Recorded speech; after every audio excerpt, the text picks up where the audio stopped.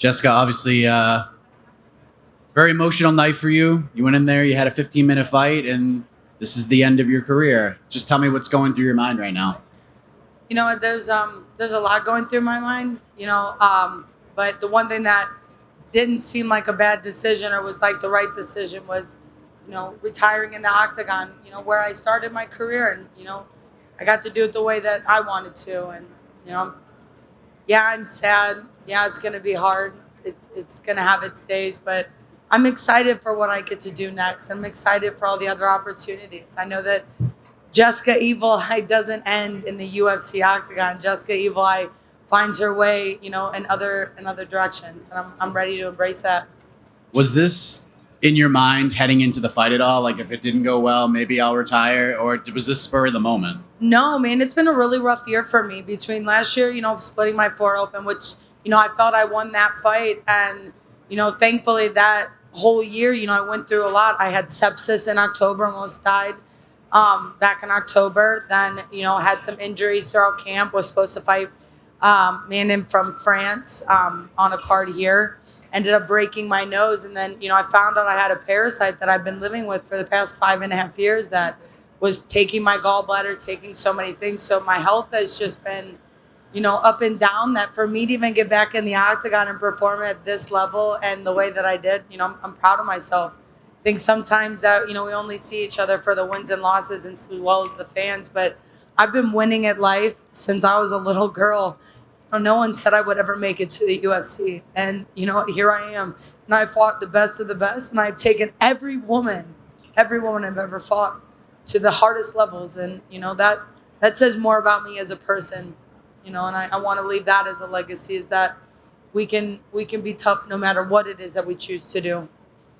Maycee was just in here, and I know you saw her outside, and she was very complimentary of you. She was honored to be your final opponent. What did you ladies talk about out there, if you don't mind me asking? What did she say to you? What did you say to her? Yeah, man, I met Maycee, right when she had won the Contender Series. And, I saw her sitting by herself, and I seen such a young, sweet girl in her. And I remember whenever I first got into sport, there were so few of us. It was 2008, when I had my very first fight, and the women didn't embrace one another. And I remember when I met Maycee, I invited her to sit with me and, kind of took her under her wing. And for many years, she would talk to me about, outfits or being a woman. And I feel like a lot of Maycee, of those things that she found that she admired in me and that she wanted to be like. And, that's an honor for someone else to want to be like you. And I just told her to, she believes that she's got a purpose, keep fighting for her purpose, keep fighting for what she believes in. And I'm a fan of that, no matter, who the person is or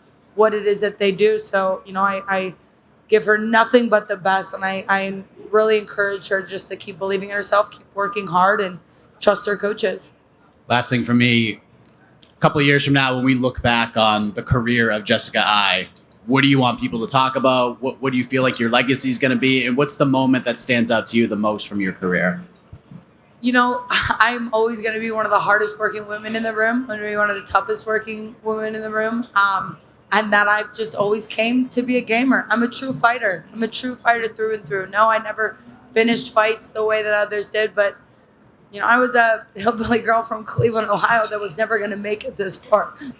And, here I am retiring in the UFC, and I'm proud of myself. People come from where I come from. People don't make it this far. And I just want people to believe that no matter where they are in the world that they're watching this, that they're saying, and they look at themselves, if they believe it, if they believe in themselves, there's nothing you can't accomplish. Self-belief is better than social disapproval, and you go get it. You fight, no matter what it is. Jessica, how much did it mean to you to have this retirement and be back with your old team? I know this is a really important thing for you, and to have this fight and just go out the way you did. Like, how important was that for you? Number one, if anybody knows anything about me, you're not going to tell me to leave. I'm going to leave before you tell me to leave. And I know that I've been on a losing streak, and I wasn't doing this without Strong Cell anymore. I've had them tattooed my back. I've been with them since day one, and when I decided to leave, I missed them so much, and I found my way back a year ago to them. And I wanted to finish this journey the way that I started it, and that was with them. And these guys are incredible. These men, these people spend time away from their families to help me chase a dream. And I wish I could make more money just to give them so much money so that they could have some of that time back. I don't want to rob anybody of their time. I want to just keep giving back, and now this is my way to give back by giving them my time. And just last one from me. Any plans already in the works for post retirement at this point? What are some things you're going to be doing after your fighting career? Well, I'm going to go to Cabo at the end of the month because I'm turning 36. But I've always wanted to dabble in wrestling and pro wrestling.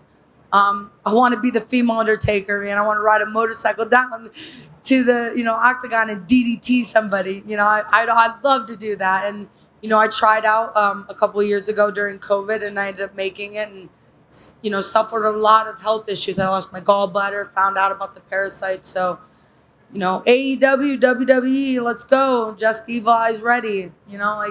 Jessica Evil Eye does not end here. She's just starting a new journey. Jessica, just over here. Just here. What would be the most memorable moment for you in your career when you look back? My most memorable moment was probably my first UFC fight.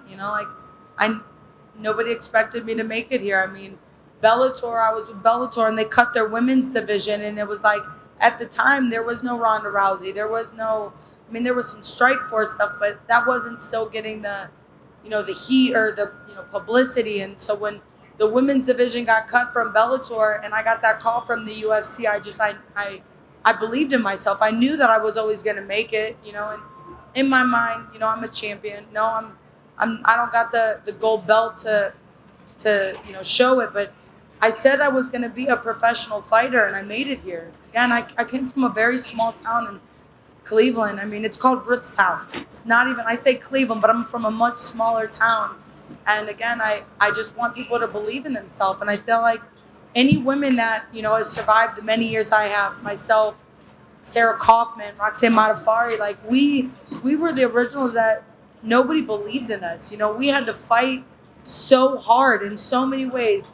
We either had to be the prettiest, we had to work extra hard on social media, we had to do all these things that, we never really got to focus just on fighting. And now women can focus just on fighting. They can focus just on that, and they've got a machine like the UFC to get behind them and promote them, give them jobs, give them opportunities. So, all I can hope is that I can see this sport continuously grow for women. And women are great at fighting. Like, we're spicy. So I think we're right where we should be. Definitely. And what kind of advice would you give for young females coming up in sport?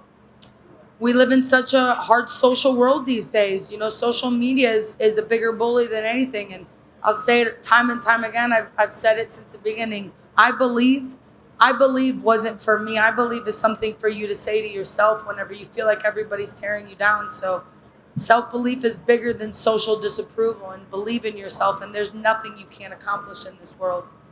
Thank you so much. Jessica in the middle. You mentioned WWE and Ronda Rousey. Ronda's actually in town with WWE across the strip today. Have you talked to her at all about making that transition?